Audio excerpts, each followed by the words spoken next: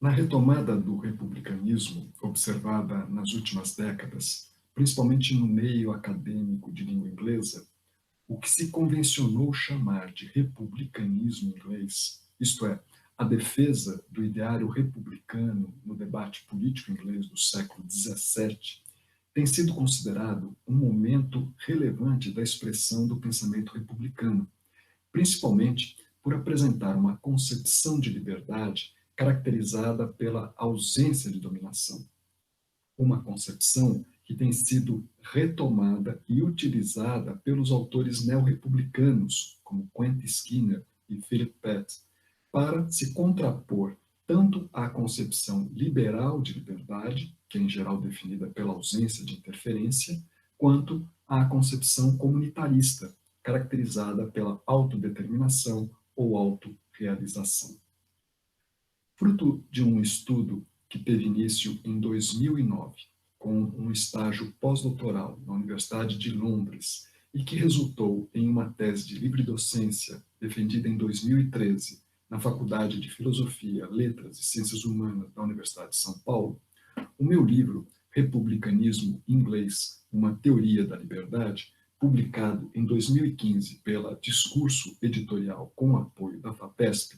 procura examinar a presença do ideário republicano e de uma concepção de liberdade nos escritos políticos dos seus três principais representantes, John Milton, Marshall Needham e James Harrington, que publicaram seus textos entre 1649 e 1660, em defesa do regime republicano estabelecido na Inglaterra nesse período. Se o republicanismo inglês não foi propriamente um movimento homogêneo, em razão das diferenças de propósitos, de estilos, de perspectivas entre os seus principais representantes, é possível identificar um quadro de preocupações, motivações e soluções comuns entre esses três autores que permitem analisá-los então conjuntamente. A principal intenção do livro é se contrapor à ideia defendida por John Pocock em seu livro Momento Maquiaveliano, publicado em 1975, segundo a qual o republicanismo foi uma manifestação do pensamento político de Maquiavel, ideia que tem sido comumente aceita pelos neorrepublicanos.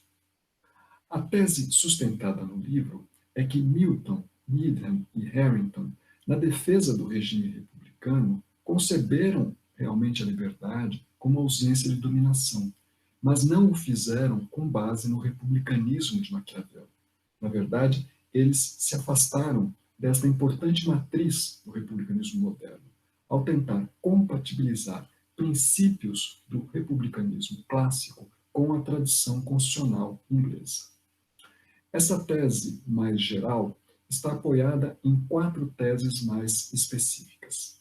A primeira, apresentada no capítulo 1, é de que já havia um solo propício para a recepção do ideário republicano na Inglaterra. Este solo havia sido cultivado no decorrer das primeiras décadas do século XVII pelas controvérsias em torno das liberdades dos súditos, das prerrogativas reais, de quem, afinal, era a suprema autoridade do reino, entre outras questões constitucionais. Este solo também havia sido preparado pelo debate sobre as justificativas, os agentes e os meios possíveis de resistência política quando o conflito armado entre Carlos I e o parlamento tornou-se iminente no início da década de 1640, e depois pelas discussões em torno das propostas constitucionais apresentadas no desenrolar das guerras civis entre 1642 e 1648. A segunda tese, exposta no capítulo 2, é de que a concepção de liberdade encontrada nos escritos políticos de Milton é proveniente da combinação de princípios republicanos com os mais austeros preceitos do puritanismo. No pensamento político de Milton, a liberdade civil aparece vinculada à liberdade religiosa e à liberdade que ele denomina doméstica, e que são totalmente dependentes da liberdade cristã, adquirida pela prática das virtudes teologais.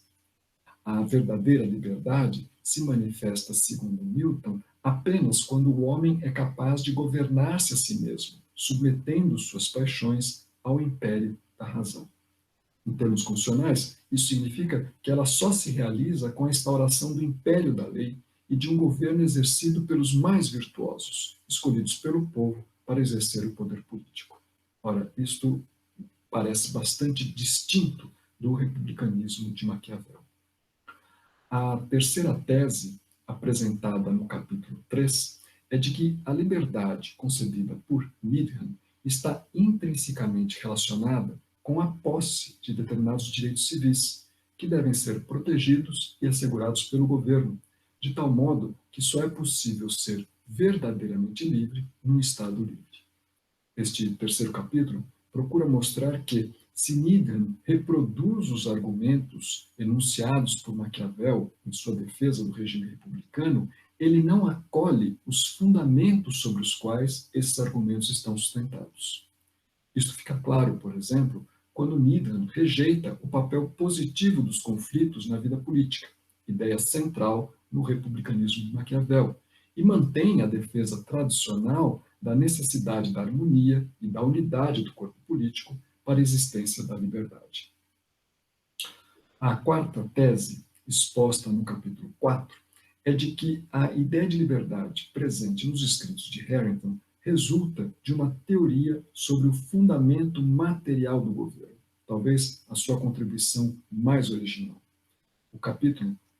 procura mostrar que, nessa teoria, expressa numa linguagem dos interesses, portanto totalmente distinto e diferente do republicanismo de Maquiavel, a liberdade só pode ser assegurada pelo estabelecimento de um governo misto e está vinculada diretamente à estabilidade da república. O modelo de república para Harrington não é a Roma tumultuada de Maquiavel, mas é a Veneza, a Sereníssima República.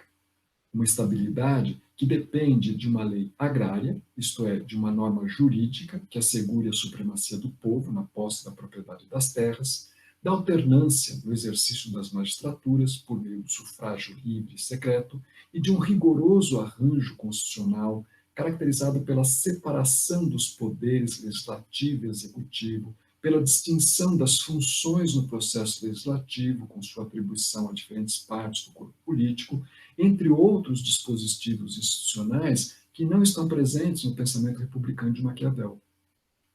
O último capítulo faz, então, um balanço dos escritos políticos de Milton, Needham e Harrington, publicados já nos últimos meses do regime republicano na Inglaterra. O intuito é discutir a permanência da concepção de liberdade como ausência de dominação nesses escritos que antecederam a restauração da monarquia, que aconteceu em 1660, e avaliar o tipo de republicanismo produzido por esses autores nesse período. Assim, o livro pretende contribuir para o debate em torno do republicanismo inglês, em particular da concepção de liberdade encontrada nesses autores, a fim de problematizar a sua retomada nas últimas décadas pelos autores neorrepublicanos.